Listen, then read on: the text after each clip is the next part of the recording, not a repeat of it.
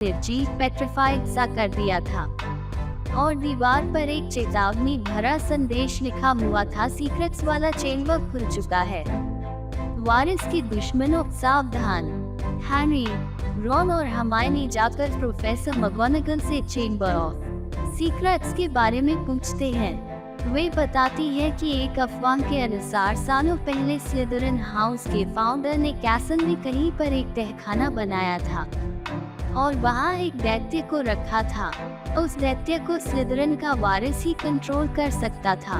फिर वे कहती है कि शायद यह एक काल्पनिक कहानी ही है, क्योंकि आज तक हॉगवर्ट्स में ऐसा कोई चेंबर नहीं मिला है।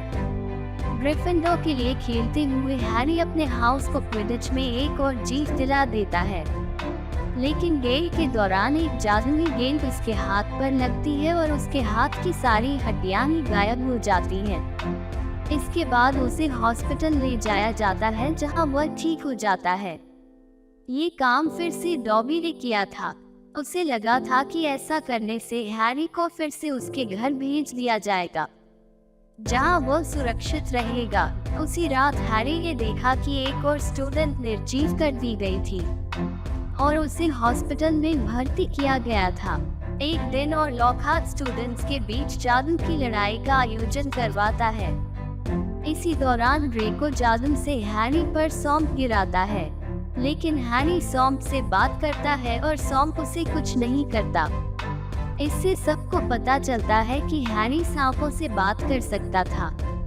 कुछ लोग शक करने लगते हैं कि कहीं हैरी ही तो वारिस नहीं है। इसके बाद एक दो और स्टूडेंट्स निर्जीव हुए मिलते हैं।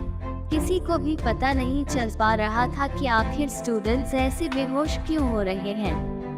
हैरी, रॉन और हर्माइनी जल्द से जल्द असली गुनहगार को पकड़ना चाहते थे। उन्हें ड्रेको पर शक था, क्योंकि वह स्लिदरिन हाउस का ही था। वे भेष बदलने के लिए पॉलीजूस नाम का एक काढ़ा बनाते हैं और इससे वे ड्रेको के दोस्तों का रूप धारण कर लेते हैं। लेकिन जब वे उससे बातचीत करते हैं तो पाते हैं कि वह स्लिदरिन का वारिस नहीं हो सकता और वह स्टूडेंट्स को बेहोश नहीं कर रहा था। वैलेंटाइन डे से पहले हैरी को लड़कियों के पुराने वॉशरूम में एक डायरी मिलती है। ये डायरी मॉर्निंग वर्टल नाम की एक मृत लड़की की थी, जो अब भूत बनकर इस वॉशरूम में भटकती थी। हैरी यह डायरी ले लेता है। जब वह इस डायरी में कुछ लिखता है तो डायरी भी उसका आंसर लिखती है। डायरी के जरिए हुई हैरी को काफी कुछ पता चलता है।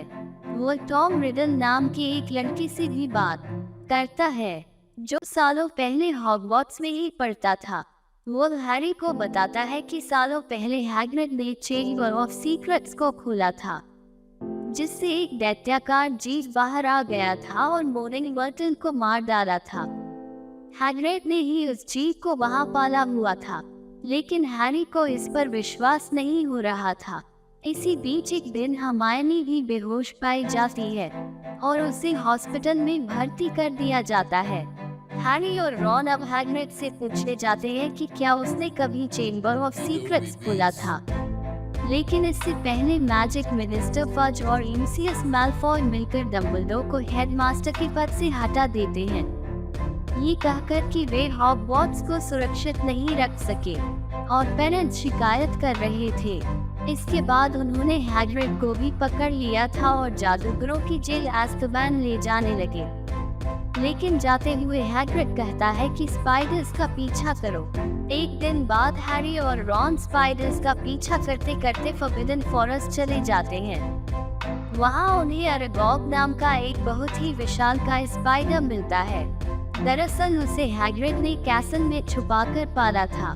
कुछ लोगों को लगा था कि शायद वही चेंबर वाला दैत्य है, लेकिन अरेगॉग इससे इनकार करता है और कहता है कि उसने मॉर्निंग वर्टल को नहीं मारा है।